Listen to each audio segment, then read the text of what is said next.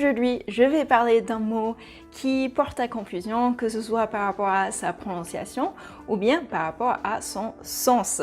C'est le mot though. Sometimes it makes me sad though, Andy being gone.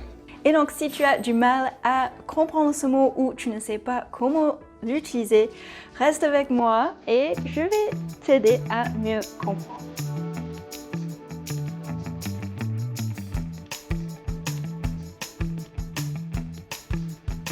Hello, I'm Alex, I'm an English teacher et je suis là pour t'aider à apprendre l'anglais, l'anglais de la vraie vie et à gagner en confiance en parlant anglais, quelle que soit la situation. Je t'invite à t'abonner pour être informé de la publication de nouveaux contenus parlés là et pour soutenir mon travail. Ok.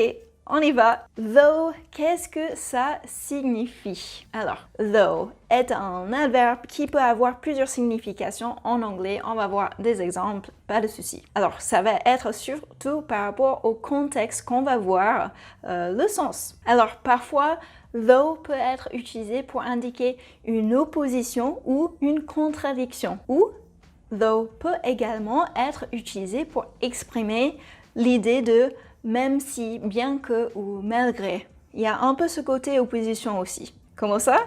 On va voir dans les exemples. Allez. I love Italian food. I've never been to Italy though. Quoi? Though? Though? Dans cet exemple, though est utilisé pour exprimer l'opposition, comme mais ou par contre en français, ou bien juste but en anglais. But va être le mot plus simple pour remplacer though au final. I love Italian food. I've never been to Italy though. C'est j'adore la cuisine italienne, mais je ne suis jamais allée en Italie tout simplement. Tu connaissais ce sens? Dis-moi dans les commentaires.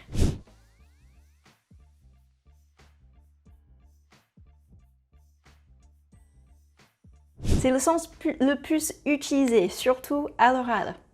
On continue.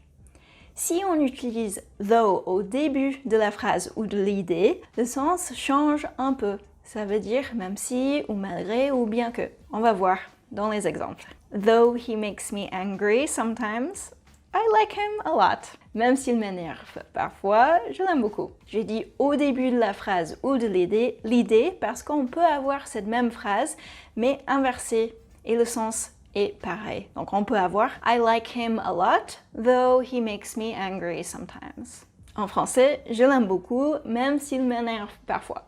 Un autre exemple?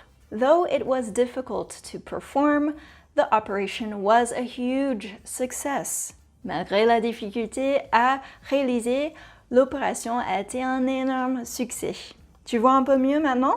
Et une curiosité, la forme abrégée though est souvent utilisée par écrit, surtout ici sur Internet ou pour envoyer des SMS. C'est plus facile à écrire et ça ressemble un peu plus à la prononciation. Hey Jess, I know it's raining. I'm going out tonight anyway though.